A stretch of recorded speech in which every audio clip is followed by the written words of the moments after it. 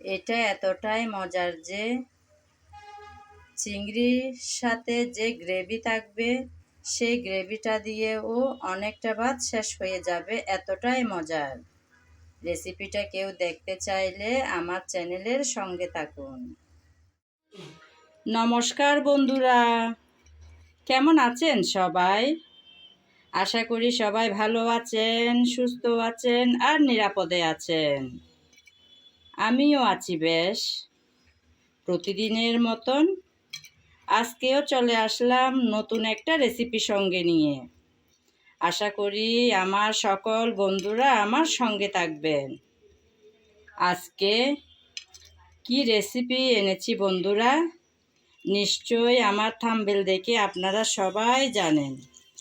হ্যাঁ বন্ধুরা, আজ আমার রান্নাঘরে রান্না হবে চিংড়ি মাছ। তাই এখানে কিছুটা পরিমাণ চিংড়ি মাছ আমি নিয়ে নিলাম।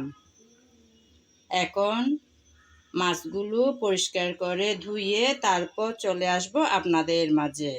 ততক্ষণ আপনারা আমার সঙ্গে থাকুন।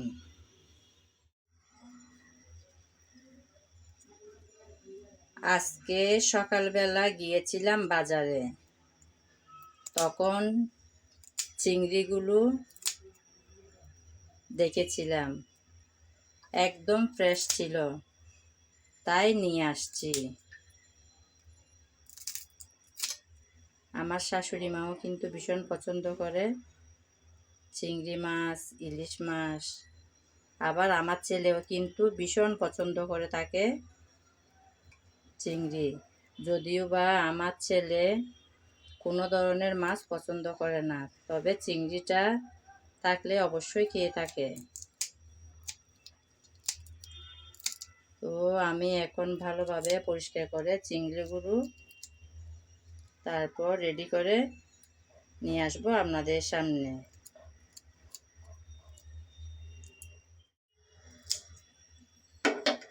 এরকম করে আমি সবগুলো চিংড়ি পরিষ্কার করে তারপর রেডি করে নেব।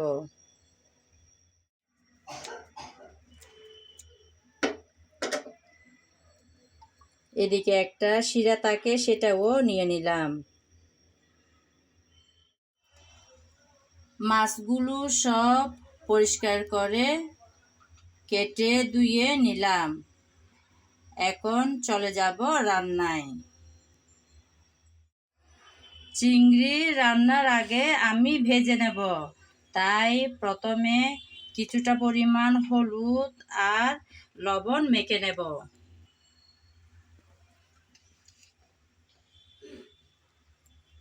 হলুদ দিয়েছিলাম, এখন দিয়ে দিলাম লবণ। এখন লবণ আর হলুদ ভালোভাবে মাছের সাথে মেখে নেব।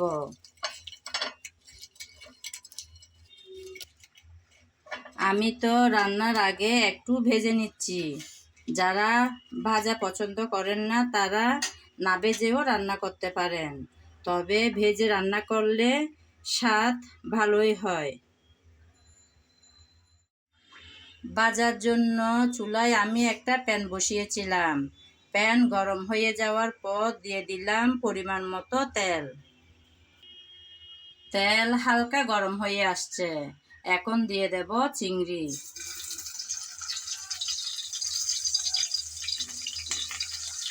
আমার আজকের রান্না যদি কারো ভালো লেগে থাকে তাহলে আমার চ্যানেলটি সাবস্ক্রাইব করে আমার পাশে থাকবেন। আর যদি ফেসবুক পেজে দেখতে পান তাহলে পেজটি ফলো করে দেওয়ার অনুরোধ রইল।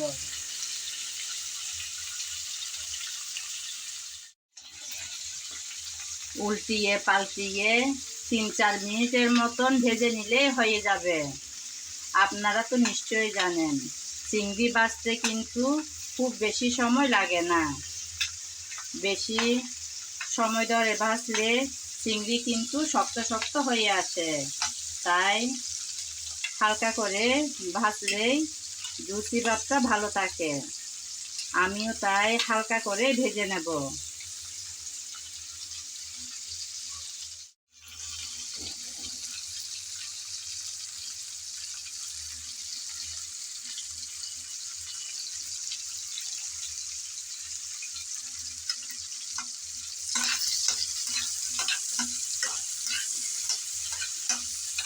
মাছ আমি কিছুক্ষণ সময় ধরে ভেজে নিয়েছি, ভাজা হয়ে গেল। এখন তেল থেকে সব তুলে নেব।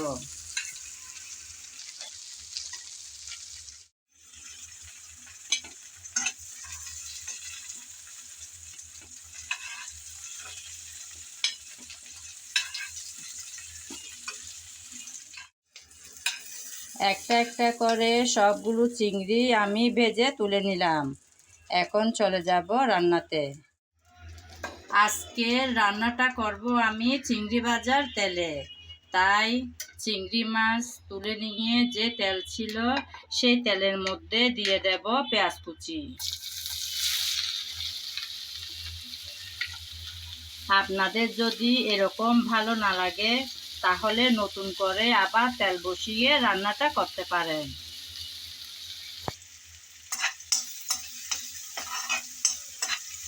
পেঁয়াজ নেড়ে চেড়ে হালকা করে ভেজে নেব। একদম লাল লাল করে কিন্তু ভাজবো না। হালকা করে ভাজা হওয়ার পর তারপর আমি ভাজা বন্ধ করে দেব।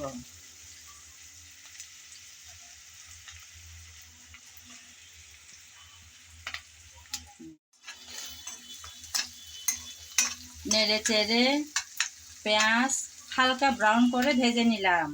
এখন দিয়ে দেব আদা বাটা আর রসুন বাটা। আমি আদা আর রসুন একসাথেই বেটে নিয়েছিলাম, ওখান থেকে কিছুটা পরিমাণ দিয়ে দিলাম।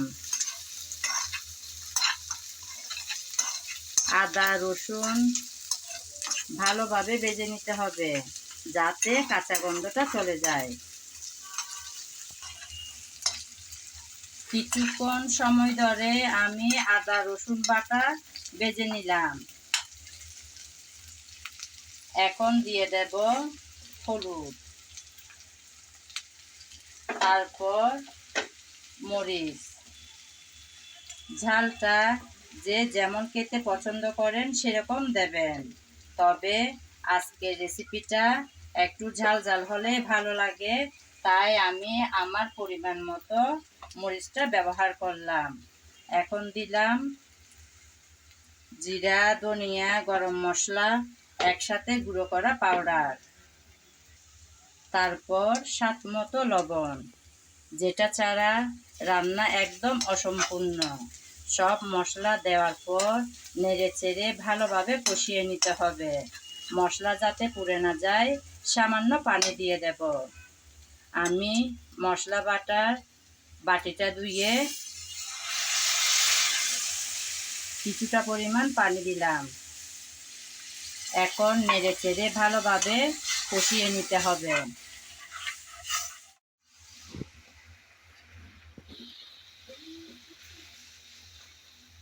ভালোভাবে মশলা কষিয়ে নিতে হবে। আমি আমার রান্নার ভিডিওতে সবসময় একটা কথা বলে থাকি, অর্থাৎ রান্নার ভালো স্বাদ আসে ভালোভাবে কষানোর উপর। যেমন সুন্দর কালার, সুন্দর ঘ্রাণ, ভালো স্বাদ তিনোটাই কিন্তু আসে ভালোভাবে কষিয়ে নেওয়ার পর। তাই খুব যত্ন সহকারে কষানোটা করতে হয়। আমি কিছুটা কাঁচামরিচ ফালি করে রেখেছিলাম, সেগুলো দিয়ে দিলাম। ঝালটা যে যেমন খেতে পছন্দ করেন সেরকম দেবেন।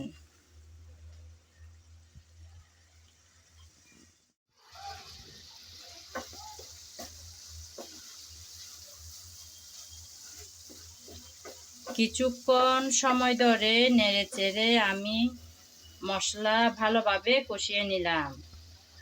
আমি টমেটো কেটে রেখেছি, সেগুলো দিয়ে দেব।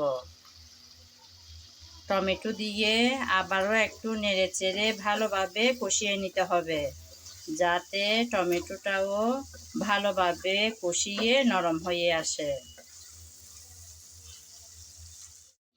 আমি এই কষানোর মধ্যে কিছুটা ধনেপাতা কুচি দেব। আমি যে ধনেপাতা কুচি কেটে রেখেছিলাম এই রান্নার জন্য, ওখান থেকে কিছুটা পরিমাণ এখন দিয়ে দেব। এই কষানোর মধ্যে কিছুটা ধনেপাতা কুচি দিলে মশলার মধ্যে সুন্দর একটা সুঘ্রাণ হয়। তাই আমি আগেই কিছুটা পরিমাণ দিয়ে দিলাম। ধনেপাতা দিয়ে আবারও নেড়েচেড়ে ভালোভাবে কষিয়ে নিতে হবে। এই রকম পরপর 2-3 বার কষাতে কষাতেই একদম রেডি হয়ে আসবে আজকের এই মশলাটা। মশলাটা ভালো হলে চিংড়ি মাছটাও খেতে দারুণ হবে। এই গ্রেভিটা দিয়েই কিন্তু অনেকটা ভাত খাওয়া হয়ে যাবে।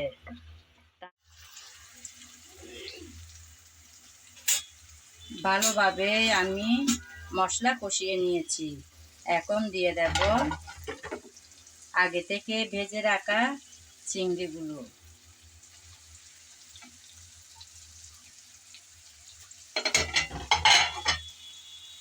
চিংড়িগুলো দিয়ে নেড়ে চেড়ে ভালোভাবে কষিয়ে নেব। নেড়ে চেড়ে ভালোভাবে কষিয়ে নিতে হবে। আমি ভালোভাবে নেড়ে চেড়ে একটু মিশিয়ে নিলাম। এখন ঢেকে দেব 4-5 মিনিটের জন্য। ঢেকে দিলাম 4-5 মিনিটের জন্য। ফিরে আসবো 4-5 মিনিট পর।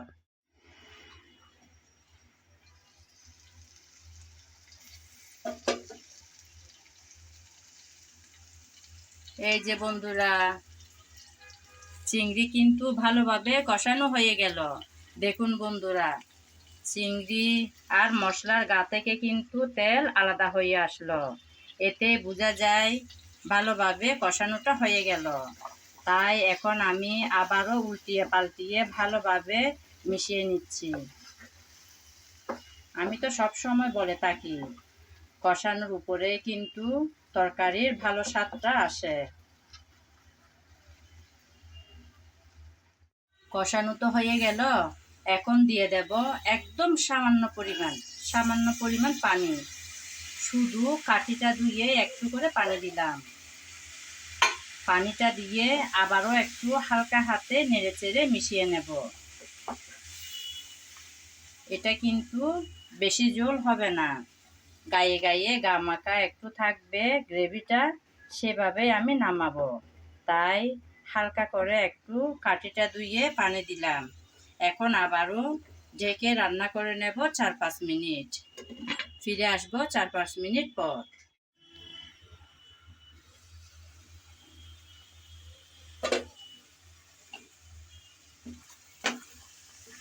ঢাকনা দিয়ে আবারও কিছুক্ষণ রান্না করে নিলাম। আমার রান্না কিন্তু অনেকটাই শেষের দিকে। আগে যে ধনেপাতা দিয়েছিলাম ওখানে আরও কিছু ধনেপাতা কুচি আমি রেখে দিয়েছিলাম এই লাস্ট পর্যায়ে দেব বলে, তাই দিয়েও দিলাম। এখন ধনেপাতা কুচি দিয়ে আবারও 2-3 মিনিটের জন্য চুলাটা একদম ছোট করে দিয়ে চুলার উপর বসিয়ে রাখবো। ফিরে আসবো 2-3 মিনিট পর।